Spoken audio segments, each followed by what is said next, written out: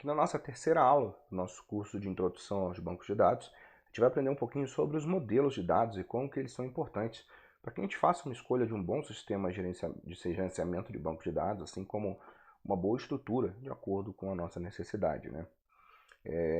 Primeira coisa é que os bancos eles tinham um modelo muito padrão no início, né? Que ele era chamado de modelo hierárquico, e esse tipo de modelo de dados nem sempre resolvia o problema, tá?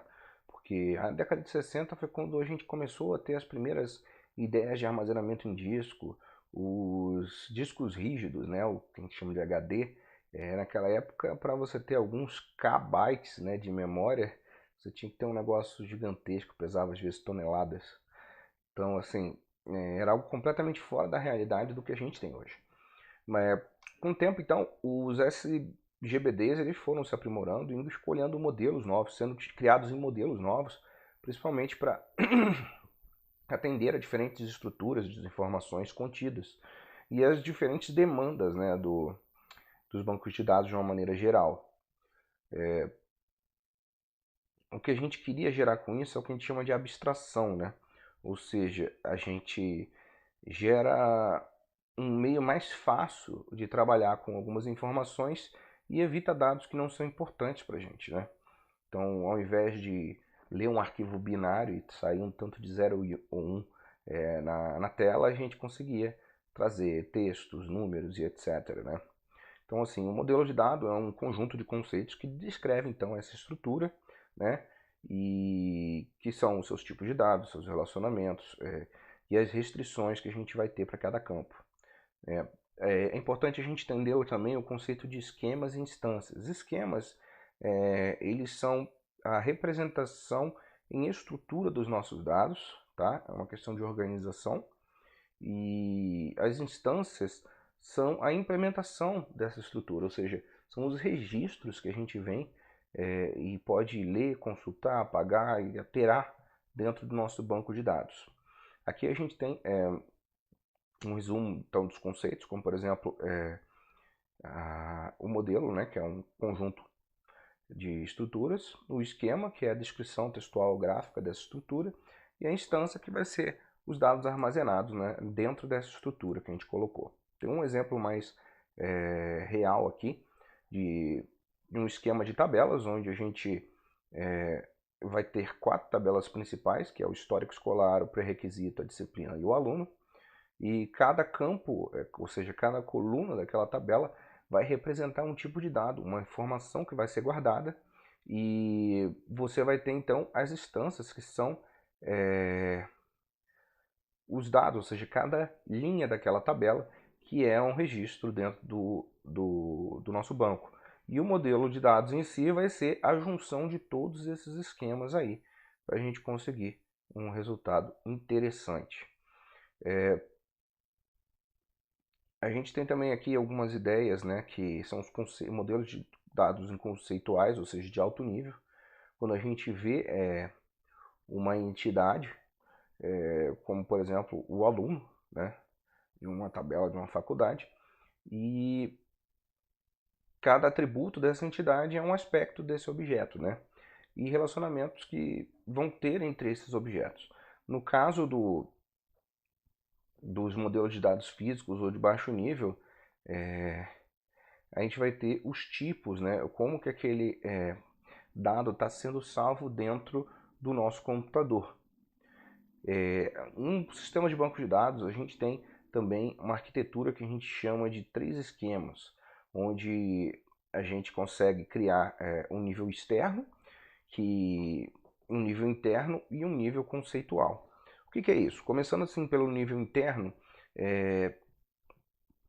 seria aquele ponto mais básico, onde a gente tem os dados, né, salvos dentro do nosso banco, né, dos tipos e modelos que ele possui. O nível conceitual ele vai ser o modelo, né, os esquemas onde a gente vai ter as estruturas, as entidades, quais serão seus atributos que a gente vai utilizar, os relacionamentos entre esses atributos, e o nível externo, que no caso seria o que o usuário final vai ver, que essa é informação bruta de fato, conforme o que a gente tem aí no que a gente chama de mini-mundo, né, do mundo real. Uma grande vantagem disso é que a gente consegue uma independência lógica dos dados, ou seja, a gente consegue criar regras, a gente consegue separar os dados e guardar eles de uma maneira que a gente possa ler facilmente depois. A gente põe uma estrutura que dê para entender como eles funcionam. Outra coisa é a dependência física dos dados, ou seja, a gente pode inserir ou alterar um ou outro registro sem ter que mexer em todos os outros. A gente, se precisar também fazer uma alteração na estrutura da tabela, você faz e muda isso tudo de uma vez. Então a gente consegue trabalhar de uma maneira mais organizada e menos, como a gente fala, entrelaçada, né, que possa gerar mais erros no futuro. Aqui a gente tem uma definição das duas principais linguagens que são usadas dentro da SQL, que é a linguagem de definição de dados, ou a LDD, que também é muito comum ser referida como DDL, que é Data Definition Language, que é a mesma coisa só que em inglês, né? Que é uma linguagem onde a gente vai criar os modelos das tabelas dentro do nosso banco, vai alterar uma tabela, vai criar uma regra, vai apagar uma tabela, vai derrubar essa tabela, e assim a gente consegue criar todo o esquema conceitual, né, e lógico. Mas a gente também tem a linguagem de manipulação de dados, que é a LMD ou DML, né, que é uma linguagem que vai tratar diretamente com os dados em si, ou seja, as consultas, as inserções, as exclusões, alterações. E embora elas sejam referidas separadamente, a verdade é que a gente vai ter ambas misturadas, vamos botar assim, os principais conceitos da nossa programação. Então, o normal é a gente aprender a DDL, depois a DML, né? Mas aqui no programa, no nosso curso, eu resolvi fazer algo mais didático, trabalhando com o conceito de CRUD, Create, Read, Update e Delete. Então essas linguagens vão meio que se misturar. A grande verdade é que isso não traz assim, um grande prejuízo e você entende as coisas de uma ordem mais lógica, tá? Vamos falar um pouquinho sobre os modelos de banco de dados com um modelo relacional. No modelo relacional, então, a gente tem o que a gente chama de tabelas, onde a gente vai ter várias estruturas de dados, com seus campos, chaves e tudo mais, e ela vai, então, ter relacionamento entre essas tabelas, entre os campos, e usa a base também que a gente chama da teoria dos conjuntos. E ele é um dos mais flexíveis, um dos que mais traz funcionalidades e acaba sendo o principal para você salvar dados, né? Lógico que ele não é o único, nem é uma bala de prata para resolver qualquer absoluto problema. Os bancos de dados em geral eles vão possuir necessidades próprias para cada sistema. Aqui a gente também tem essa coisa que eu falei, né, que são as tabelas. Lembrando que cada linha da tabela vai ser uma instância, ok?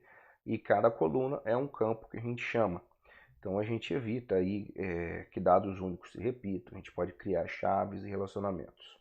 Outro modelo que a gente tem, que é um dos mais antigos, na verdade foi o primeiro, é o modelo hierárquico, né? Onde a gente salva tudo por estruturas de árvores, né? Então a gente tem as caixas que correspondem a tipos de registros e linhas, e elas passam a ter aí ligações entre elas. É um dos primeiros estruturas de dados, um dos primeiros métodos que a gente usa a ligação de registro pai e registro filho para conseguir ir salvando alguma coisa. É um pouco primitivo, mas era o que eles tinham na época para fazer e realmente fez uma grande diferença. E até hoje a gente pode encontrar algumas possíveis aplicações para esse método. Outro modelo muito comum é o modelo de redes. Ele é um modelo um pouco mais pesado, vamos colocar assim. Ele depende muito de conhecimentos em grafos, que são algoritmos de certa forma complexos, que a gente usa na programação para resolver diversos problemas. Mas com ele a gente consegue criar um modelo de dados bem melhor distribuído e mais seguro. Claro que isso vai ter um custo em processamento, em vários outros situações, né? E a gente também tem os bancos de dados, modelos de dados orientados a objetos, que lembram muito aos relacionais, mas normalmente eles são feitos para trabalhar de uma maneira direta com algum tipo de sistema ou programa, facilitando que você consiga ter uma maior velocidade para acessar e carregar informações, que pode prejudicar também na segurança, na integridade, mas de certa forma é muito importante a gente ter uma noção que os modelos de dados orientados a objetos para bancos de dados também são muito comuns hoje em dia. Concluindo, então, a gente tem um modelo que é o objeto relacional, que hoje ele é uma ligação entre o modelo de dados de orientação a objetos e o relacional, trazendo o melhor de dois mundos, facilitando a gente a realizar uma série de tarefas que seriam quase que impossíveis de outra forma. Então, o PostgreSQL, que vai ser o que a gente vai utilizar na parte prática desse curso, ele obedece esse modelo, né? E acaba sendo um dos mais interessantes por isso. Na próxima aula, a gente vai ver um pouquinho sobre conceitos importantes em bancos de dados e entender assim como que a gente pode ter resultados incríveis dentro da nossa programação e logo em seguida a gente começa a parte prática do nosso curso. Então é isso, um grande abraço e até a próxima aula.